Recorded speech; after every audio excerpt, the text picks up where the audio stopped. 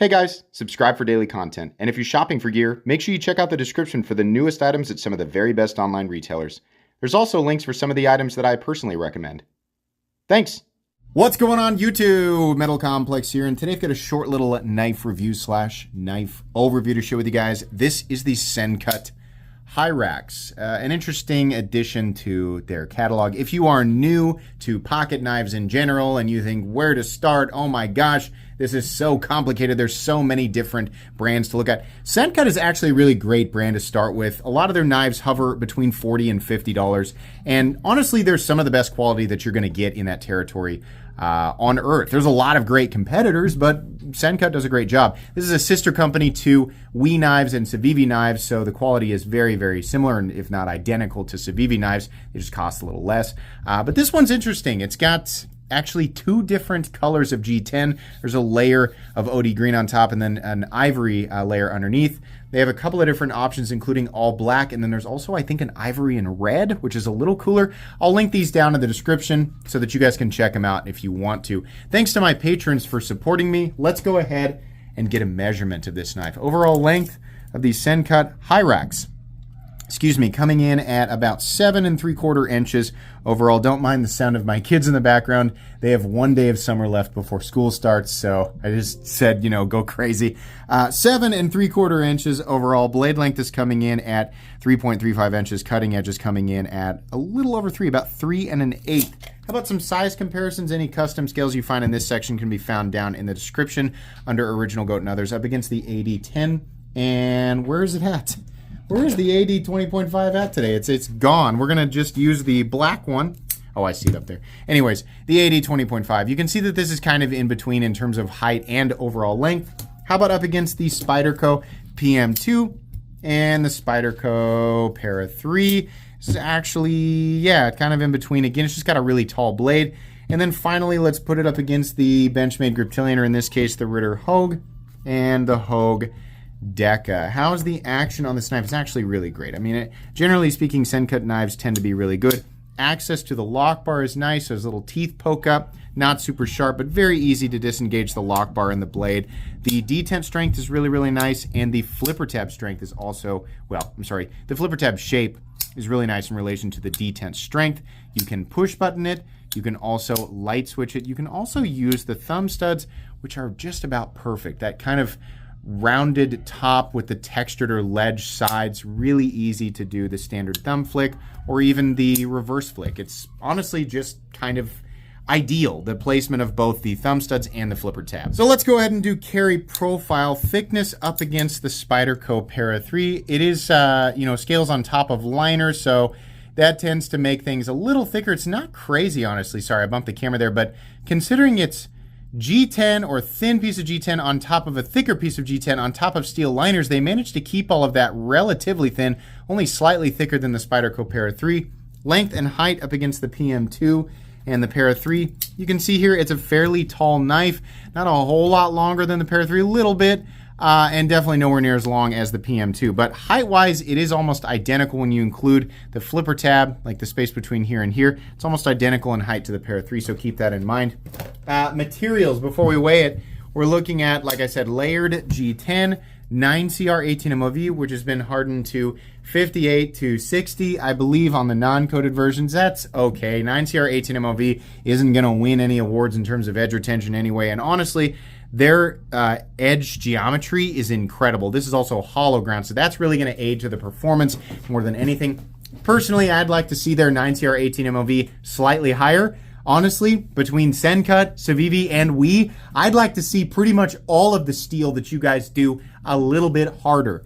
I don't know why that so many of them are on the lower side, at least. I mean, it's always very opinion based, but as far as the community goes, I don't want to speak for everybody, but I feel like everybody wants your 9CR 18 MOV, your D2, your Nitro V, your CPM 20 CV, all of that. We all seem to want it a little bit harder. So I'll keep saying it, and I feel like most of the community is going to say the same thing. But In terms of the Sencut and Civivi knives in general, their geometry is incredibly thin most of the time, and that really does aid in terms of potential cutting performance. So anyways, 9CR 18MOV is still a good composition, and it's reasonably well heat treated at this price point anyway. But we have 9CR 18MOV, we have steel liners, a steel pocket clip, some standoffs, and then a couple layers of G10. I'm going to guess this weighs about 4 1/4. Oh, 4.4, close. Okay, so you have 4.4 ounces for, what do we say, 3.25, 3.3 inches of blade. Yeah, right about there. So not incredible ratios. Honestly, the balance I would guess is about right here. No, it's closer than I thought. It's not bad. It does feel butt heavy though, and that's, you know, the blade's not incredibly thick. On that note, let's go ahead and measure the blade stock thickness. I'm gonna guess this is probably about 115 to 120 thousandths. So let's take a look here. Yeah, 115 thousandths almost on the dot. Pretty darn thin. We'll do a quick hardware check. As per usual, my tools are very inexpensive and very recommendable. You can find them right down in the section of my description that talks about the tools I use on this channel. We have a T8 pivot, both sides there. You have T8 body screws, and it looks like, no, those are gonna be T6 for the pocket clip. There's a space on both sides for the pocket clip, but very easy to disassemble as long as you have the right tools for the job. You should be good to go. Okay, meat and potatoes time.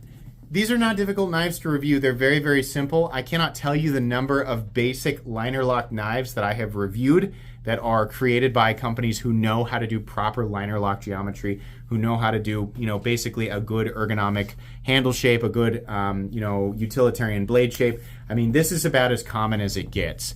And the knife world will never stop churning these things out because these are the types of knives that are appealing to either people who don't care about any other element. They just want a good, solid, quality, inexpensive tool, which is, I mean, that's the basic reason to carry a knife, right?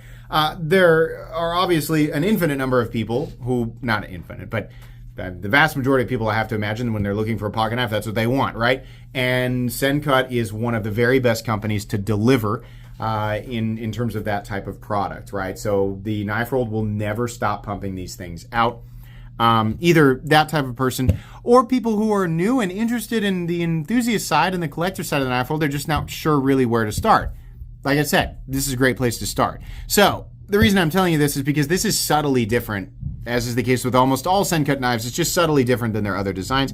It does have a taller blade profile and a slightly different blade shape than we normally see. The most interesting element is definitely the layered G10, which I have to commend Sencut for. It's not like this is expensive to do, but Sencut doesn't like to venture too far outside of their parameters, right? If you want, you know, a little more designy stuff that's still relatively inexpensive, you got to bump up to Civivi. If you want the designy stuff and you want the premium stuff, you got to bump up to WE, where they really are all over the place in terms of their designs. But a lot of Sencut's knives tend to be basic blade shape, basic handle profile, and choose color of micarta or G10, solid. So they've done something slightly different here, which I think is interesting. And for people who don't like the two-tone, you can just get the plain black one because they make that. I think this is a good idea. I think moving forward, it'd be really neat to have an option with these knives if they are going to be plain, pretty standard, you know, ergonomic profiles and blade profiles. One of them, at least, to have, you know, a weird color setup. I think that's interesting. And then the people who want the plain Jane stuff can still pick up the plain Jane stuff. But I think this is neat, especially the one that's that's ivory and red. I thought that was really cool. It was like mostly, like the green parts here were ivory on the other one and the see-through parts were red. I thought that was really, really neat. And it adds a little bit of character to a knife that is otherwise pretty plain. I don't see a ton of companies. Every now and then you do see it, but I don't see a ton of companies doing layered G10, so I think this is really neat. It's also peel ply textured. There's a couple of holes here that don't really do anything. They're just there. But the peel ply texturing is nice and grippy without being too aggressive. This is also nicely knocked down at the edge, and the transition from the top layer to the second layer is not sharp. In fact, it's hard to tell with your eyes closed, but you can kind of feel it. Gripping it as hard as you can, not uncomfortable at all. The only part of the knife that I can feel is the pocket clip, because it's the same pocket clip that they refuse to change. It's got a pretty aggressive bill. Not a big deal, but it'll snag on things as you go by. And it also goes right into the middle of your hand, which I don't love. It's only a problem if you plan on using this knife for an extended period of time in the choked up or the hammer grip. Choked up grip, pretty good. They're a little confined because there's a flipper tab here. As long as you kind of keep your one knuckle in there, you're going to be good. The thumb ramp here is really nice. I always wish that it was extended out further, but it's not bad. Honestly, it complements the index finger position pretty well. Fit and finish is just great. Fit and finish in general is why I recommend this knife, this company so much at $45. If you're new, there's a ton of hot trash out there for 45 bucks. And it can be hard to tell, right? Because a lot of it looks really cool, and how do I know it's not going to fall apart? There's a ton of hot trash out there for 45 bucks. But there are a few companies that are paying attention to fit and finish, heat treat, and the actual material that's used in the blade for the money, right? And Sencut is one of those companies. It's very easy, or it's honestly just like a normal, like, beginner thing to assume that steel is steel. And my knife is just as sharp as those really expensive knives. So why would I pay more? It's because fit and finish, country of origin, the material used, the attention to detail. There's all of these little teeny tiny elements that go into the knife. So no, not all knives are created equal. And lots of companies prey on the ignorance of newer people and just try and sell you something that looks really flashy or looks like it would be used by military in order to draw you in, when the reality is that it's just absolute camel diarrhea that you paid $45 for. So, I said for twice. But Sencut does a great job at that territory, so that's why I often recommend them. But fit and finish, as per usual, very, very good. Bevels are even. This is hollow ground. It is ridiculously thin behind the edge. This will slice and slice and slice, even without having an absolutely optimal heat treat for 9CR 18MOV, which isn't going to win any awards for edge retention anyway. But it is very, very easy to touch up, which is a huge blessing, especially to newer people or people who don't care and just want to use their knives until they go dull and then sharpen them, right? It's really great. It's also stainless and reasonably tough, so it really makes for a good budget steel. It's roughly the equivalent of 440B, which is fine at under $50. Says Sencut on this side, and somewhere really, really small probably says 9CR 18MOV. There we go. There's really not a whole lot more to say about the blade here. I think the whole knife looks nice. It's just a taller profile, which honestly has its own charm, so I like that. This has a lanyard bar right here, which is definitely the better way to do it. No big holes to look at. That's nice. Bunch of standoffs here. We have a slot for the pocket clip to go over into the lefty position. Lefties, you'll be dealing with a right-handed liner lock, but as you can see here, I am a right-handed person, and I have absolutely no problem whatsoever manipulating this right-handed liner lock with my left hand. Very easy. Your stop pin is located in the traditional spot. This does run on bearings, but you probably knew that. A little bit of shouldering there. No blade play up, down, left, or right. No lock stick. No double clutch. No detent lash. Smooth and consistent in here. A nice medium strength detent. Medium light, which is good considering it's a flipper and thumb stud combination, and perfect centering with no detent lash, meaning wiggle in the closed position. 45 bucks. Yeah, it's pretty similar to other Sencuts, but you know what? It's good, and I applaud them for adding a little bit of personality to this model, or at least a couple of the options here. I hope we see this moving forward because they can be really, really creative with this. Given that there are, 2 layers of G10, if they choose contrasting colors, or at least colors that are semi-contrasting, you can really get creative with that. And people who want a little more personality with their tool can get that, and without sacrificing any utility.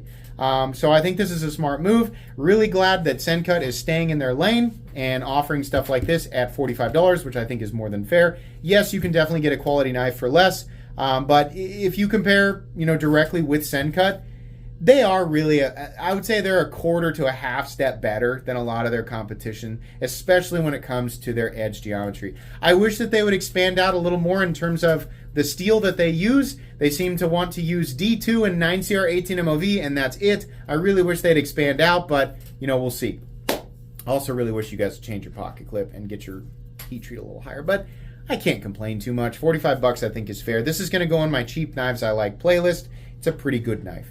That's going to be it today, guys. Please make sure to follow me on Instagram at metal_complex. If you enjoyed this video, leave a like. If you'd like to check out my other content, I do, of course, have lots of videos of knives that are either expensive or inexpensive that I do or don't like, so check those out. And if you enjoy all my content, go ahead and click on that Metal Complex logo right there and subscribe because there's definitely more coming. Thanks again for watching, everybody, and have a great day.